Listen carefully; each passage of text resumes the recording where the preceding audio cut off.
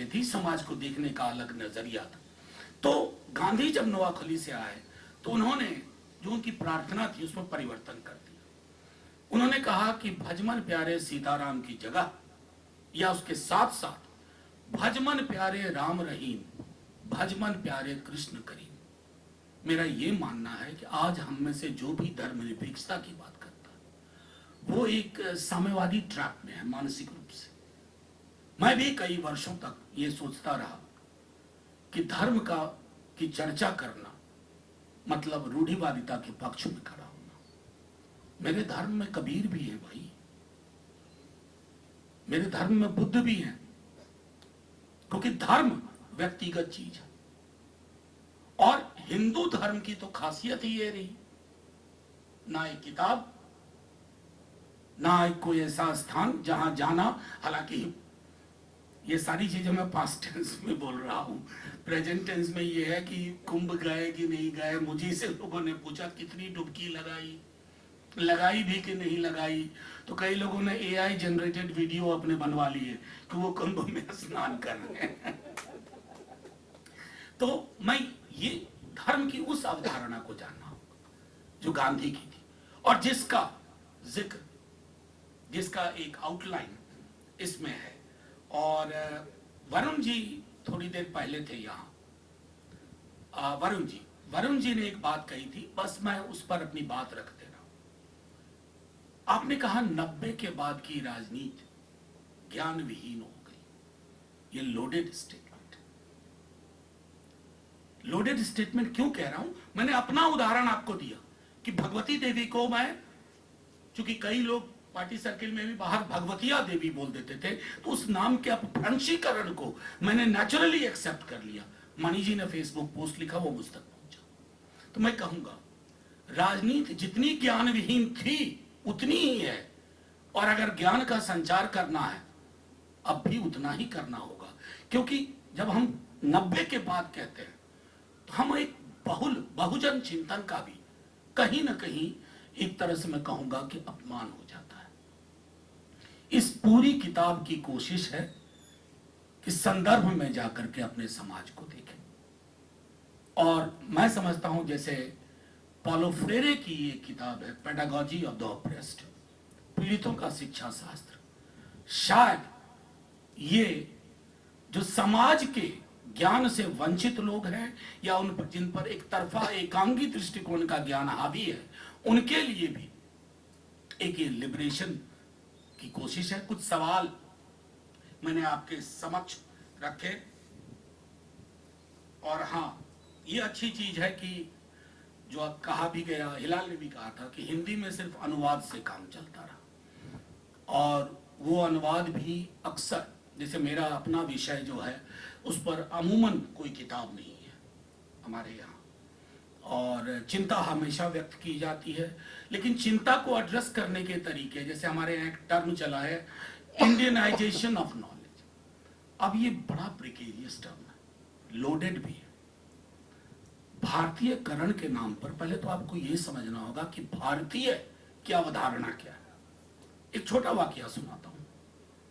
Parliament में इन दिनों तमिलनाडु और साउथ के लोग दो विषयों पे परेशान हैं, एक डिलिमिटेशन को लेकर के, एक लैंग्वेज को लेकर के। चूंकि मेरी दोस्ती भी है और थोड़ा भाषा के संदर्भ में मेरे एक अलग विचार भी हैं, तो मैं वो प्रोटेस्ट में थे, काली शर्ट में थे, और कोइंसिडेंटली मैं भी काली शर्ट में था उस दिन, तो मैं भी खड़ा हो गया उनके साथ। एक पत्रकार मुझसे पूछता, अरे आप तो हिंदी स्पीकिंग है, बिहार के हैं, आप क्यों खड़े हो गए? हमने बाड़े बहुत बना लिए, बैरिकेड्स बना लिए, ये बैरिकेड्स तोड़ने होंगे। तमिल और हिंदी भाषाओं के बीच में सहोदरा का संबंध होता है। भाषाएं कभी भी एक की कीमत पर नहीं बढ़ती हैं।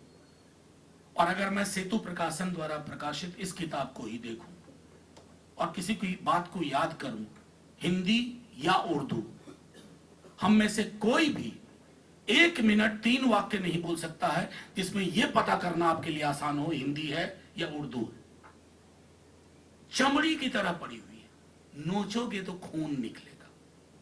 यह आग्रह होना चाहिए भाषाओं को लेकर के भी।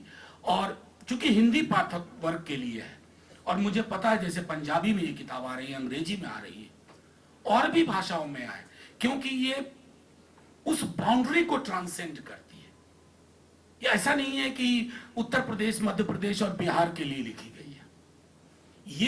ये हिंदुस्तान की एक जुबान में हिंदुस्तान के लिए लिखी गई है कि खुले मन से अपने ज्ञान दर्शन, अपनी परंपराओं पे बातचीत हो, बिना एथनोसेंट्रिक अप्रोच के। शुक्रिया, जय हिंद, थैंक यू। रामचंद्र खान जी से मेरी मुलाकात बहुत नहीं है। एक मुलाकात मेरी भाभी की शादी, मतलब भैया की शादी, सॉरी, भाभी तो बाद, भैया की शादी में हुई थी, और एक मुलाकात 20-25 लोगों के बीच में। तो मैं उन्हें भी स्मरण करता हूं, और वो खुश होंगे कि शायद इस देश में हमारे बीच में ये परंपरा है। याद के लिए तो लोग बहुत भोज करवाते हैं, 5-5 हजार लोगों को खाना खिलाते हैं, लोग खाना खा करके चले जाते हैं। संगीत और समृद्ध चर्चा, मैं समझता हूं it's a tribute to the man that was Ramchandra Khan. Thank you. और औपचारिकता दोनों अलग अलग बातें हैं। हम जिस विषय पर बात करने यहाँ पर मौजूद हुए हैं उसमें अगर हम थोड़ी औपचारिकताओं को कम कर देंगे तो शायद विषय पर बात करना ज़्यादा आसान हो जाएगा, ऐसा मेरा मानना है। तो इसीलिए जितने उपस्थित लोग यहाँ हैं, मुझसे बड़े हैं, उनको मेरा नमस्कार, प्रणाम, आदाब, और जितने भी छोटे हैं उनको मेरा प्यार। बहुत शुक्रिया लोकदर्शन न्यास का कि आपने, निर्णायक मंडल का, कि आपने इस पुस्तक को चुना। और मैं अंग्रेज़ी में लिखता ज़्यादा हूँ, लेकिन मैं हिंदी भाषी हूँ और मेरी प्रारंभिक शिक्षा और एमए तक की शिक्षा हिंदी माध्यम में ही हुई है। और जिस विश्वविद्यालय में मैं पढ़ता था तो मुझे वो हिंदी मीडियम वाला लड़का कहकर भी बुलाया जाता था। और ये एक बड़ी विडंबना है कि मेरी पहली 6 किताबें अंग्रेज़ी में लिखी गई। जब ये 7वीं किताब आई तो पहली बार मुझे आंखों में आंसू आए। कारण ये था कि मैं मूल रूप से हिंदी में लिखना चाहता था। तो ये कोई व्यक्तिगत पुरस्कार नहीं है, ये कोई किसी किताब का पुरस्कार नहीं है, बल्कि हम जिस भाषा में ज्ञान की ओर जाना चाहते हैं, ये उसका एक, मुझे ऐसा लगता है कि उसका सम्मान है। और हमको ये मानना चाहिए। बड़ी अजीब बात है कि इसमें 2-3 चीज़ें मैं कहना चाहता हूँ कि जिस समाज में हम रहते हैं, जिस भाषा में हम सोचते हैं, जिस विमर्श को हम जानते हैं, उसमें समाज विज्ञान की अभी भी कहीं गुंजाइश बहुत कम नज़र आ रही है। जो विश्वविद्यालय की संरचनाएं हैं या जो रिसर्च सेंटर्स के स्ट्रक्चर्स हैं, उनके अंदर वो संभावनाएं अभी भी उनको खोलने की बहुत सख्त ज़रूरत है। एक और व्यक्तिगत चीज़ से मैं इस बात को और स्पष्ट करना चाहूँगा, और वो ये है कि मैं उर्दू परिवार से आता हूँ। मतलब उर्दू परिवार कहना चाहिए या जो भी कहना चाहिए, लेकिन जब मेरा दाखिला हिंदी माध्यम स्कूल में कराया गया तो शायद मेरे अभिभावकों को ये विश्वास था कि जो हिंदी है वो मेरे लिए रोज़गार के नए अवसर उपलब्ध कराएगी। लेकिन जब मैंने 12वीं पास की तब मुझे इस बात, जब मैं कॉलेज में आया तो मुझे इस बात का एहसास हुआ कि दरअसल हिंदी और उर्दू दोनों की स्थिति एक सी है। यहाँ जो अंग्रेज़ी का वर्चस्व है, अगर आप अंग्रेज़ी नहीं जानते हैं तो आप ज्ञान नहीं जानते हैं। तो वो लड़ाई मेरी वहाँ से शुरू हुई, और मैं बहुत खुशकिस्मत हूँ कि जिस समय में मैं इन सवालों से जूझ रहा था तब मेरे जो उस्ताद थे, और मेरे उस्ताद मरीन ठाकुर हैं तो उन्होंने ये विश्वास दिलाया कि दरअसल ये सवाल सामाजिक हैं, ये सवाल बौद्धिक हैं, भाषा माध्यम है। तो मुझे लगता है कि ये जो है, ये इसीलिए मैंने कहा कि औपचारिक होना हमें नहीं चाहिए, क्योंकि ये प्रक्रिया है। और इस प्रक्रिया में ये एक बहुत अच्छी बात है कि इससे पहले वाले वर्ष में ज्ञान की राजनीति किताब को पुरस्कृत किया गया। और अगर आप बहुत ध्यान से देखेंगे, हम दोनों ने अलग अलग समय पर किताबें लिखी हैं, लेकिन आज सुबह मैंने एक बार फिर ज्ञान की राजनीति और इस किताब को उलट पुलट कर देखा, तो मुझे लगा कि जहाँ पर ज्ञान की राजनीति का तर्क खत्म होता है, शायद वहीं से किताब की शुरुआत भी होती है। तो कहीं ना कहीं पर एक बिना जाने बिना बात किए भी एक विमर्श चलता है, और उस विमर्श को मुझे लगता है कि ज़्यादा हमको आगे बढ़ाना चाहिए। दो तीन चीज़ें और कहकर फिर मैं बहुत मूल रूप से जो हमारी जो किताब है उसके मूल तर्क को मैं बताऊंगा। ज़्यादा बेहतर है आप खरीद कर पढ़ें, तो उससे प्रकाशक को भी कुछ मिलेगा, मुझे नहीं मिलेगा। अब हिंदी प्रकाशन पर एक और किताब लिखने की ज़रूरत है, मैं उसके विषय पर नहीं जाऊँगा। जैसे मैंने कहा कि जो समाज विज्ञान की दुनिया है हमारी, और उस समाज विज्ञान की दुनिया की एक अजीब सी बात है जिसको मैं कहता हूँ कि वी अनुवाद, यानी जो अंग्रेजी में हम समाज विज्ञान करते हैं उसमें मूल रूप से हम अनुदित करते हैं समाज की उन प्रक्रियाओं को जो कि हमारी भाषा और हमारे समय में हो रही हैं, और जब हम हिंदी में करते हैं आमतौर पर, और ये हमसे पहले वाला जो युग था जिसमें कोशिश की जा रही थी कि हिंदी में भी समाज विज्ञान किया जाए, उसमें हम उस अनुवाद का भी अनुवाद करते थे। तो पहली तो जो सीढ़ी थी अंग्रेजी समाज विज्ञान से हिंदी समाज विज्ञान आने में, वो अनुवाद के जरिए उसको स्थापित किया गया। लेकिन जब हम वी अनुवाद मतलब आप जिस समाज में रहते हैं उस समाज की भाषा बोलते हैं, उस समाज में ही आपको अवधारणाओं का गठन करना होता है।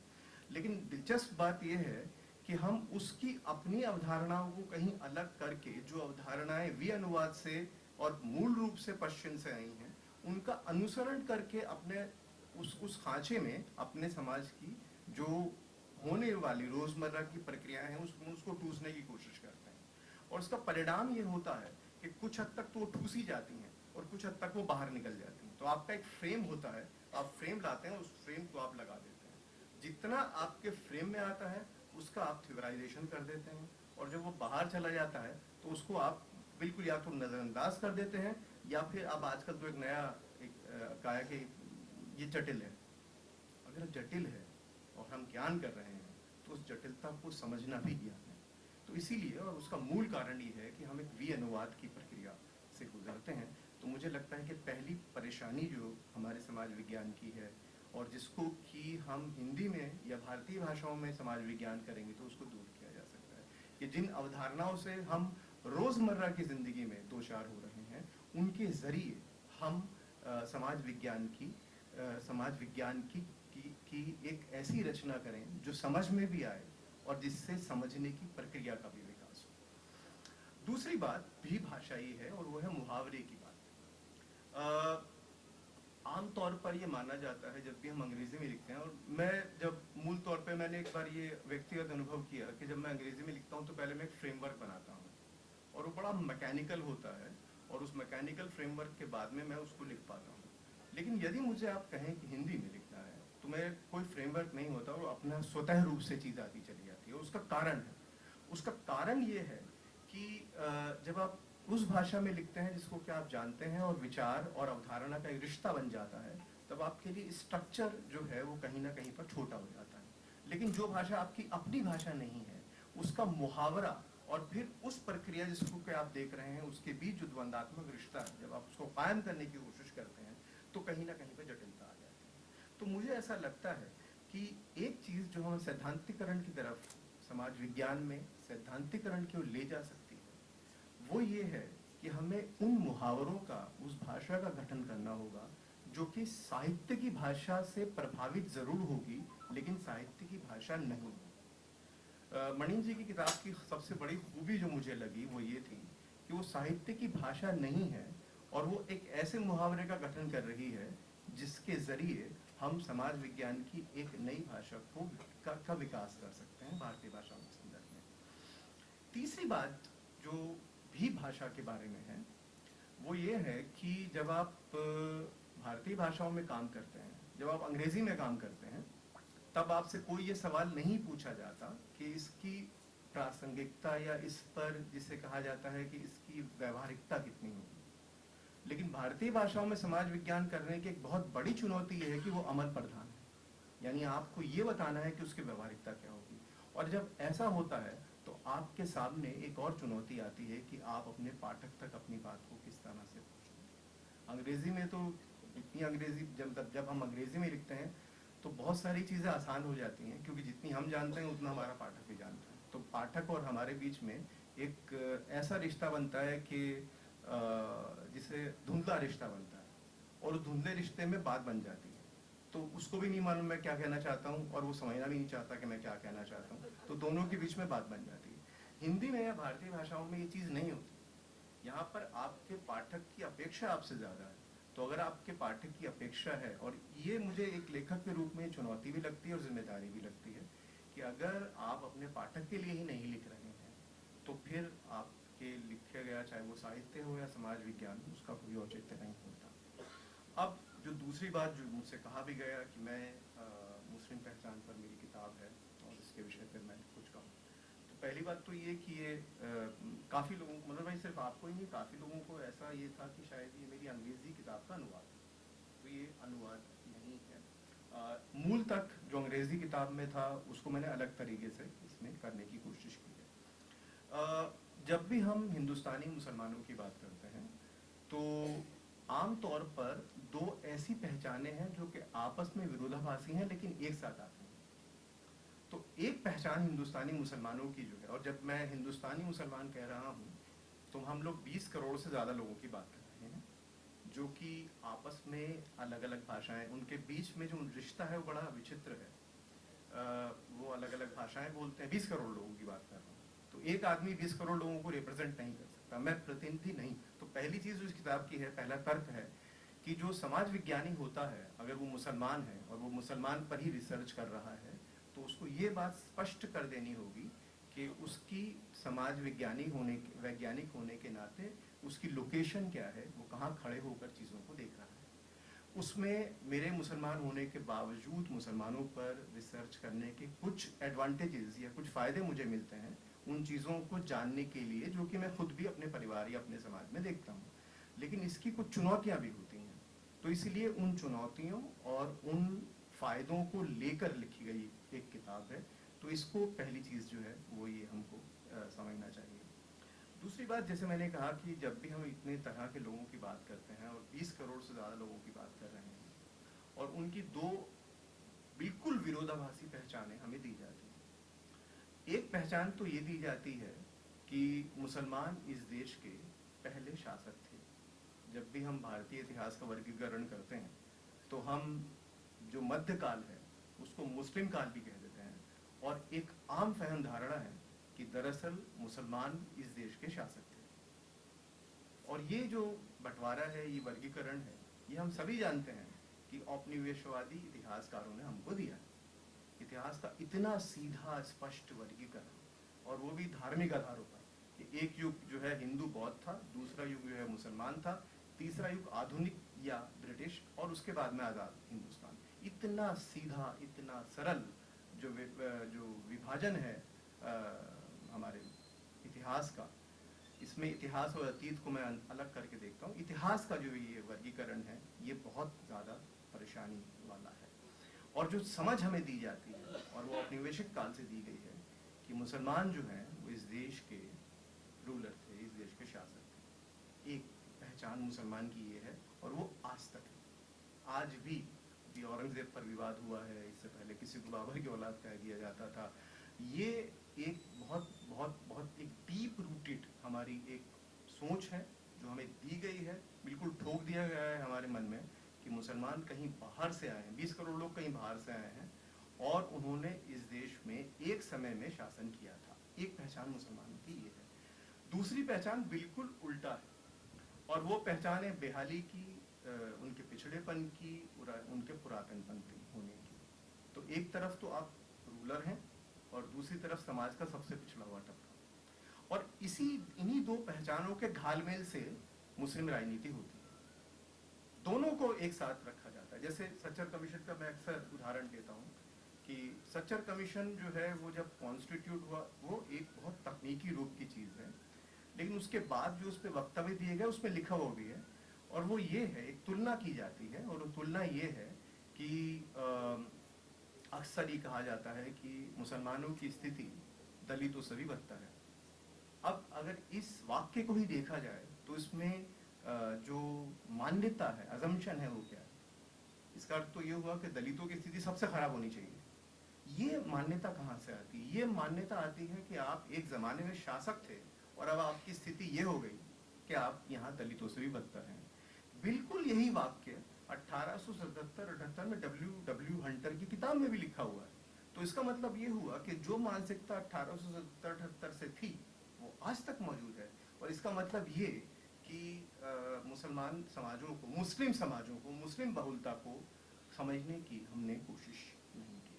और ये मान्यता इतनी ज़्यादा सशक्त है कि जैसे ही आप मुस्लिम बहुलता की बात करते हैं वैसे ही आपको दरकिनार किया जाता है। अब दिलचस्प बात है कि गांधी शायद एकमात्र ऐसे राजनेता या विचारक हैं जो इसके प्रति सजग हैं। गांधी का पूरा लेख है जिसमें मुसलमानों को सलाह देते हैं कि बेहतर होगा कि आप साम्राज्य, जो इस्लामिक साम्राज्य थे, उससे अपने आप को अलग करके जो मुस्लिम समाज की शुरुआती समाज था, जो हजरत मोहम्मद का समाज था, उससे अपने आप को जोड़े। तो ये चीज़ पहली बात है, ये पहली शर्त है जिस पर ये किताब का ये है कि ये दो विरोधाभासी जो पहचाने हैं उनको हमें कैसे समझना चाहिए। दूसरी चीज़ जो है वो है कि मैंने इसमें 4 भागों में इसको बांटा है अपने तर्क को।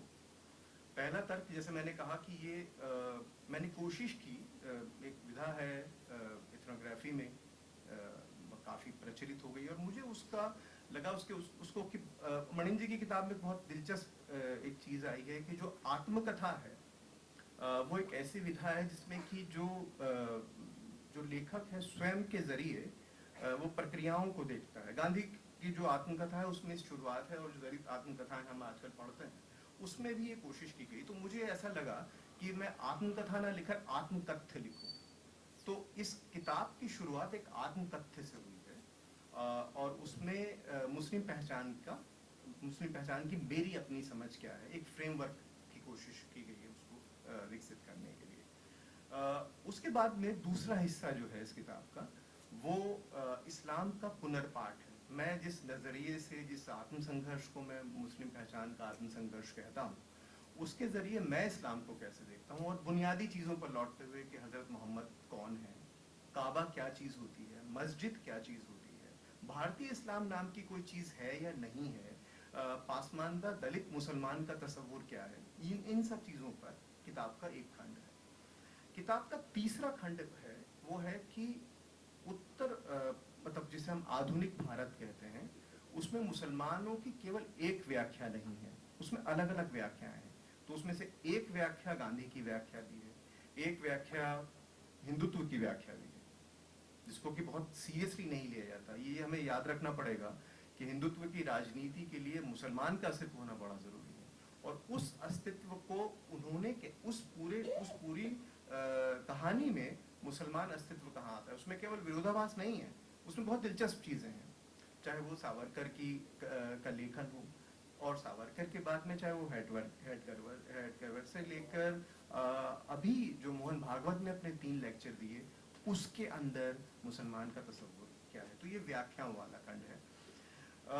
उसके बाद जो तीसरा खंड है वो है कुछ शख्सियतों का, ऐसी शख्सियतें जिन्होंने कि मुस्लिम राजनीति को प्रभावित किया है। तो मैं मौलाना आज़ाद से लेकर और शहाबुद्दीन तक और उसके बाद में अली अनवर अंसारी तक मैं आता हूँ और ये देखने की कोशिश करता हूँ कि ये शख्सियतों ने किस तरह से मुस्लिम राजनीति को या मुस्लिम सोच को प्रभावित किया है।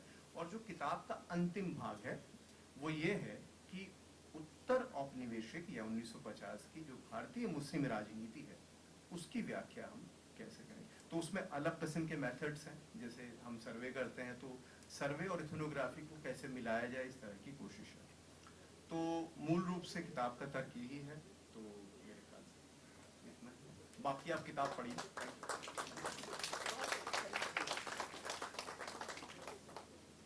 बहुत बेहतरीन तरीके से आपने बताया किताब के बारे में। जिज्ञासा बढ़ी है हमारी, हम इस किताब को ज़रूर पढ़ेंगे। और भाषा की बात जो आपने शुरू में कही उससे मैं भी बहुत सहमत हूँ, अंग्रेज़ी और हिंदी। लेकिन अभी कई छात्र भी यहाँ बैठे हैं, मैं ये कहना चाहता हूँ कि पढ़ते हुए जब हमारा ज़माना गुजरा तो शायद ये शिकायतें थोड़ी कम थी कि अंग्रेज़ी मीडियम हिंदी मीडियम, और अभी तो हाल ये है कि दोनों में हाथ तंग हो जा रहे हैं बच्चों के। तो मुझे वो शेर याद आता है कि न खुदा ही मिला न वैसाले सनम, न इधर के रहे न उधर के हुए, तो न अंग्रेज़ी न हिंदी। तो भाषा पर काम कीजिए, बहुत ज़रूरी है, करना ही चाहिए। और अब हम उस मोड़ पर पहुंच चुके हैं जिसकी प्रतीक्षा हम सब कर रहे थे, विशेषकर मैं और वरुण तो बहुत देर से कर रहे थे। अध्यक्षीय भाषण के लिए आदरणीय मनोज झा जी को सुनने की प्रतीक्षा अब खत्म होती है। अच्छा,